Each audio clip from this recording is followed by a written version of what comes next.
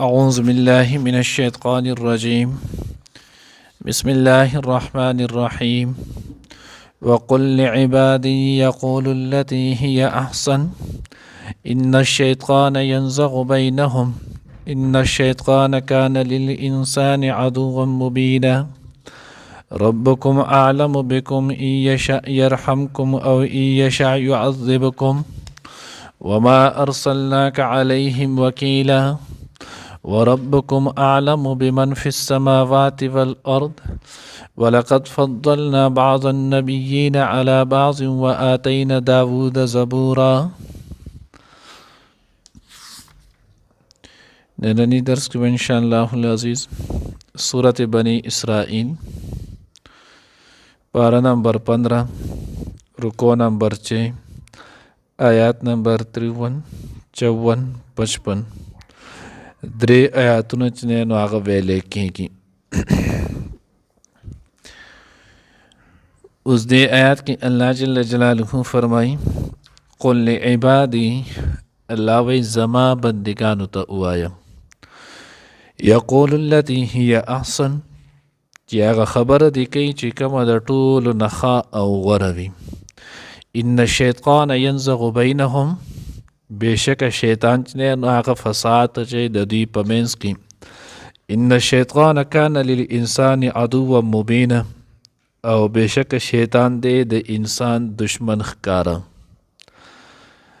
تفاسیرو کې چې نو هغه دوه قولې ذکر کړي دي.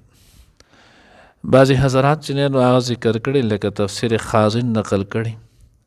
هغه وایي چې دا د حضرت عمر رضی الله تعالی عنه بارک کې د آیت نازل شو او تفسیر مدارک هم دغه وایي چې یو پیره یو کافر حضرت عمر فاروق رضی الله تعالی عنه ته چې نو هغه بدرد وګوي کنځلې ورته وکړه نو چې کله حضرت عمر فاروق رضی الله تعالی عنه چې نو هغه هم قار شو د هغه ته وینا کول نو الله جل جلاله دا آیات راولېږلو چې تاسو د دوی په شانتي رویې چې نو هغه مه اختیاروئ که دوی هم دغه سخت کلامي کوي او بد رویې اختیاروي او تاسو هم اختیار کوئ نو بیا او ستا او دوی کې فرق نه شولو. نو تاسو ګوره زما بندگانو ته نو تاسو مسلمانان یې زما بندگان نیکان او صالحان یې نو تاسو د دوی په شانتي چې نو هغه وینا او د دوی په شان رویه مه اختیاروئ. او دویم تفسیر چې نو هغه تمام تفاسیرو عام تفسیری کړی دی. نو عام تفسیرونه چې نو هغه دا وایي چې مسلمانانو ته به د کافرو د طرفه مکه مکرمه کې مختلف ایذا رسانی چې نو هغه کوله. حضور علیه الصلاۃ والسلام ته څنګه چې مخکې تیر شول انظر کیف ضربوا لك الامثال کله به ساحر وی کله به جادوگر وی کله به چې نو هغه مجنون وی کله به سوي کله سم نو مسلمانان لو په دغه باندې قار چې نو هغه ورتلو خفګان به ورتلنو نو دوی هم ویل نو الله جل جلاله چې نه تاسو زما بندگان یې مسلمانان یې نو تاسو به د دوی په شانتي خبرې او د دوی په شانتي رویې چې نو هغه نه اختیاروئ. حضرات لیکلي دی وی دې نه معلومه دا شوله چې خوش اخلاقي دا ده چې تا ته یو سړی چې نو هغه داسې یو خبره دغه وکړي او ته د هغه خبر چې نو هغه دباو کړي او د هغې په ښکلي انداز سره چې نو هغه جواب ورکړي. که کافر ولې نه دی او دغه کافر ته د بدرد وای نو ته به د کافر له هم جواب ورکړي خو په داسې انداز باندې چې په هغې کې د بد اخلاقۍ چې دی نو هغه پهلو نه او دته جواب چې دی نو هغه هم وشي. نو ځکه الله وی قل لعبادي يقول التي هي احسن ان الشیطان ينزغ بینهم. الله چې نو هغې وجه ذکر کړي یو خبره چې نو هغه انسان په خوش اخلاقۍ وکړي او بل کس چې نو هغې په بد اخلاقۍ وکړي نو الله وی دا بد اخلاقۍ چې نو دا د شیطان د طرفه وي نو دی چې کله د بد اخلاقۍ باندې خبره کوي نو شیطان د دوی په منځ کې چې نو هغه فساد اچوي چې دی ورته هم داسې په بد رویه او په بد نرخ باندې خبره وکړي بل مکې نو د دوی په آپس کې توړ چې نو هغه پیدا کېږي او شیطان غواړي دا چې د مسلمانانو په آپس کې توړ شي د کافرو سره د دوی چې نو هغه په غویمه شي. ځکه د هغې وجه الله ذکر کړی ان الشیطان کان للانسان عدوا مبینا چې شیطان دا د انسان چې نو هغه ښکاره دشمن دی او پښتو کې مونږ هم وایو اخره هم لفظ دی او ډکشه هم لفظ دی. دواړه چې نه نو هغه په معنی په اعتبار سره مقصد په اعتبار سره یو شان دي. خدا یو د خوش اخلاقی لفظ دی او دا بل چې نه نو هغه د بد اخلاقی دی. نو د بد اخلاقی الفاظ او نزان ساتل ځکه په دغه په وجه باندې چې نه نو هغه فساد په خلکو کې پیدا کیږي. او شیطان دا د انسان الله وی ښکاره دشمن دی. نو چې خدای ویلې د انسان دشمن دی د چرته هم د مسلمان چې نو هغه خیرخوا کېدی نشي. اگر کله د باز یو خبره داسې په ظاهر کې شیطان کې هم په هغې کې انسان ته خیر ښکاري خو په دې کې هم نو هغه د هغه د دشمنۍ پهلو چې نه نو هغه دې ځکه چې نو مخکې یو پیره ما ویلو دلته نو هغه تفسیر ذخیرة الجنان کې نو هغه بیا یو واقعه ذکر کړی ده. یو مشهور واقعه ده شیطان چې نو هغه یو نیک سړی هغه به د شیطان د چال نه نو هغه ځان ډېر ساتل او چې خدای وی چې دا د انسان دشمن دی نو شیطان په لار بنتلو هغه خبره به نه منله. وی ورځ د هغه نو هغه د یو دیوال سورې ته په ګرمۍ کې چې نو هغه ملاس او قیلولی کوله. نو چې کله د قیلوله کوله او دغه سور کې نو هغه ملاس دی نو د شیطان چې نو هغه رالو ویړه کولو پاسه تو قتل څوک دی ولې پاسم خیر دی دا دیوال لار تاویږي شابه زر کوله کېږم چې څنګه لرې شي او 2-3 قدم یې واخیستل جو هغه دیوال لار تاو شولو. دی بس لاړو چې یار تو ډېر ښه سړی و لکه تا خو مال نو هغه مال زما حفاظت دی وکړلو تو راته ووایه څوک یې تو چې تا زما سره دومره ښېګړه وکړم. نو شیطان ورته وویل نه ستا په دې کې څه کار دی خو بس ما ستا سره ښېګړه وکړه او مخکې بل تپوس مه کوه ځه. د ورته نه ماته به وی نو هغه ورته ویل صحیح ده. اوس چې کله ورته ده وویلو وی زه شیطان یم نو هغه ورته ما خو ستا ټول عمر مخالفت کړی خدای وایي چې دا شیطان د انسان دشمن دی ښکارن تا ما دا خیر څنګه راورسولو. هغه ته ما ته خیر نه در رسولی نو تاسو بچ نه کوم ته چې پاسه دیوال لار ته چې زه پاسېدم دیوال لار تاو شولو. هغه نه ویل تاسو خپل پیغمبر نه اورېدل نه د ستاسو د پیغمبر حدیث مبارکه نه دی چې چا باندې دیوال لار تاو شو کور چت پر ارتاو شو حادثې کې مړ شو دا سړی چې نو هغه شهید دی. نو ما وی چې تا ته دومره خپل عبادت در سجیم دی او مقام د شهادت د ته هم بیلاویږي. نو وی ځکه ما دا نو ځکه وایي ان الشیطان کان للانسان عدوا مبینا دا د انسان ښکاره دشمن دی. بعضې وخت کې چې نو هغې یو خبره داسې په ظاهره خلکو د ښه کار دا کېږي خو الله وایي په دې کې به سره هم دشمني. ربکم عالم بکم ستاسو رب چې نو هغه ډېر ښه پوهه دی په تاسو باندې. ان یشاء یرحمکم او ان یشاء یعذبکم که هغه وغواړي نو رحم به په تاسو وکړي. څنګه به باندې رحم وکړي ایمان به درته نصیب کړي اعمال صالحه چې نو هغه به درته نصیب کړي. نو که الله وغوښته نو په دغې طریقې سره په تاسو باندې به رحم وکړي ځکه د الله رب العزت د ټولو نه لوی نعمت هغه چې نو هغه ایمان دی تاسو ته به ایمان نصیب کړي.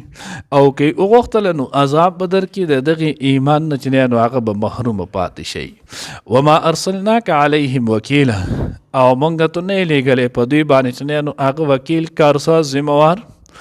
نو حضور علیه الصلاة والسلام ته الله جل جلاله وایي ستا په ذمه باندې چې نو هغه دعوت دی دې ته پیغام رسانی ده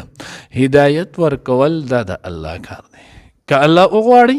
هدایت به ورته ورکړي او که الله ونه غواړي چې هدایت به نه خو هدایت مخکې مونږ د دې چې نو هغه سورت رات کې ښه وضاحت کړو.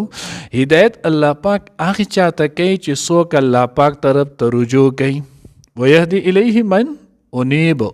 الله هغې چاته هدایت کوي چې څوک الله طرف ته رجوع کوي دی د الله نه غواړي الله ته توبه استغفار کوي الله ته وایي چې الله ما ته نو خپل نیک صالح بنده جوړ کړه نو الله ورته الله پاک هدایت کوي. که یو سړی داسې نه کوي نو الله پاک نه کوي. لکه مثال په طور کې حضور علیه الصلاة والسلام تر د ابو طالب سے د نبی علیه الصلاة والسلام 50 کاله چې نو هغه خدمت کړی ولګې تندې ورسره برداشت کړي د خلکو بایکاټونه چې نو هغې ورسره برداشت کړي دي او چې څه نه دي هغې کړي په تاریخ کې به داسې تره پیدا نشي چې لکه کم چې ابو طالب و. خو د هغې باوجود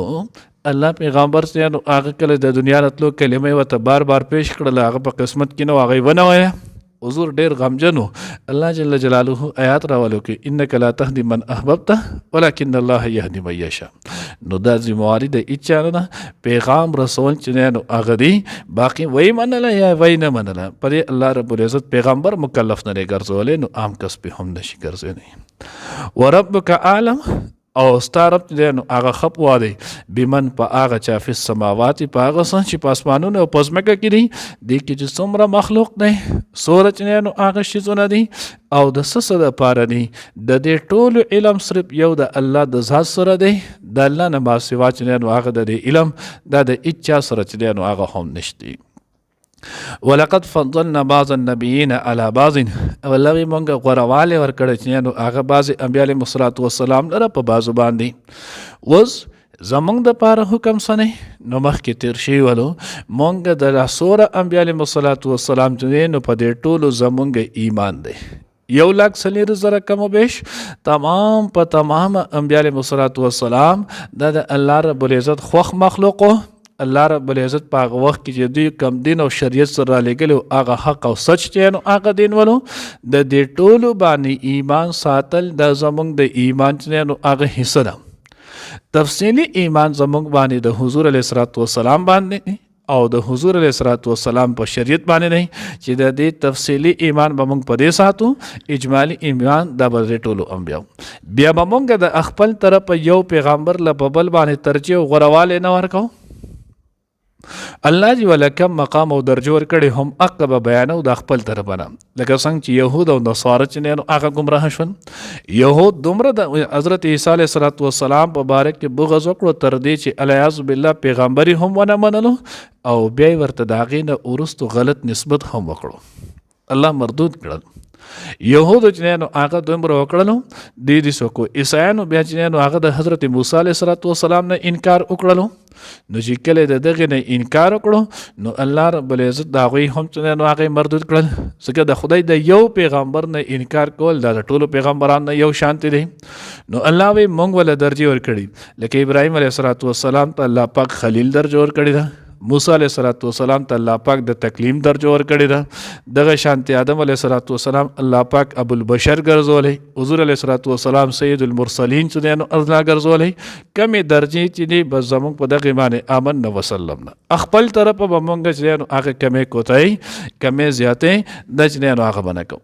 وآتینا داوود زبورا او الله به مونږ ورکړی داود علیه الصلاة والسلام ته زبور. اوس د دغې انبیا علیهم الصلاة والسلام کې الله رب العزت په طور خاص د حضرت داود علیه الصلاة والسلام چې نو هغه ذکر ولې وکړلو نو تفسیر خازن کې د دې څو وجې ذکر کړي دا اولنۍ کوم وجه چې دا ټولو تفاسیرو ذکر کړي مدارک هم ذکر کړي خازن هم ذکر کړي ذخیره هم ذکر کړي معارف هم ذکر کړي قرطبي هم ذکر کړي ټولو ذکر کړي او بیا د نورې وجې چې نو هغه خازن کې ذکر شوی دي نو هغه اولنۍ وجه چې نو هغه دا کړي ده چې داود علیه الصلاة والسلام له الله پاک زبور ورکړو نو په دې کې د حضور علیه الصلاة والسلام صفات چې نو هغه ذکر شوی او د حضور یو صفت پکې دا ذکر شو چې حضور علیه الصلاة والسلام او د امت څنګه چې نبی علیه الصلاة والسلام پیغمبر او رسول دی داسې به خلیفه وقت چې دی نو هغه هم وي دی به بادشاه هم وي نو بادشاهت چې نو هغه دی په تورات کې دا صفت چې نو هغه هم ذکر شو نو ځکه وی په طور خاص چې نو هغه د داود علیه الصلاة والسلام سره د زبور ذکر وشو چې په دې کې د حضور دا صفت هم راغله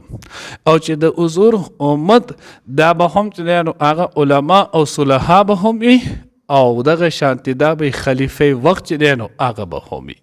نو ځکه الله وی وآتینا داود زبورا مونږ داود علیه الصلاة والسلام ته زبور ورکړو. دویمه وجه چې دی نو هغه تفاسیرو کې خازن کې دویمه وجه دا لیکلې ده چې داود علیه الصلاة والسلام ذکر په طور خاص ځکه وکړو چې الله پاک داود علیه السلام له کوم کتاب ورکړو زبور نو په دې زبور کې 150 چې نو هغه سورتونه ول او دا 150 کې 150 سورتونه دا صرف او صرف د الله پاک په حمد ثنا او تعریف باندې چې نو هغه مشتمل ول په دې کې حلال حرام او حدود فرایض د چې نو هغه پکې نه ولو. درېیمه وجه چې نو هغه دا ذکر کړی د وآتینا داود زبوره چې داود علیه الصلاة والسلام له مونږ چې نو هغه زبور ورکړو نو د هغې درېیمه وجه چې نو هغه دا ذکر کړله چې یهود بن اسرائیل به چې د موسی علیه الصلاة والسلام نه وروستو بیا نور پیغمبران بن اسرائیل کې چې نو هغه نه دي راغلي دوی انکار کولو. نو چې کله انکار کولو نو ځکه الله جل جلاله وی و آتینا داود زبورا، داود علیه السلام هم بنی اسرائیل کې راغلو د پیغمبرو د الله، او الله رب العزت داغه له کتاب چې دی نو هغه هم ورکړو. نو ځکه وی د دې په تور خاص دی نو هغه ذکر کوم. والله اعلم. الله دې موږ ته صحیح پوهه نصیب کړي. وقل او اوای ورته پیغمبر علی عبادی زما بندگانو ته، یقول التی چوای اغه یعنی اغه خبره، التی هي احسن کما چې د ټولو نخکل یو غوره ده. ان الشیطان بشک شیطان ینزغ فساد چې بینهم د دې په منځ کې. ان الشیطان بشک شیطان کان د للانسان د انسان د پاره عدو دشمن مبین اخکارا. ربکم استاسو رب عالم خپوها دے بکم پتاسو، ای یشا یرحمکم کچری اغو غواړي نو رحم بوکړي پتاسو،